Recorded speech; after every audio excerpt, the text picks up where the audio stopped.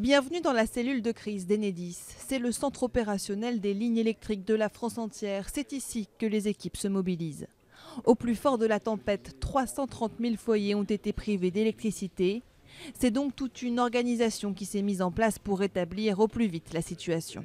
Ce matin, création d'une cellule de crise, Gilles Galéan qui en est le directeur technique et le directeur de la cellule de crise, qui depuis 7h30 ce matin, vous voyez, vous avez autour de vous à peu près une vingtaine de personnes de toute nature, des techniciens, des communicants, des logisticiens, de manière à ce que l'ensemble des canaux, à la fois de communication mais également de lien avec les territoires, puissent être mobilisés. Alors bien sûr, au-delà de la cellule de crise, ce sont des milliers d'agents qui ont été immédiatement dépêchés sur le terrain.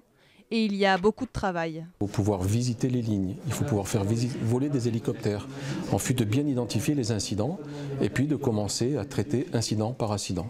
Ça, c'est le travail qui est à l'heure actuelle bien engagé, avec les équipes locales renforcées par des cohortes de notre force d'intervention rapide d'électricité qui arrivent des autres régions moins touchées pour venir en aide à leurs collègues.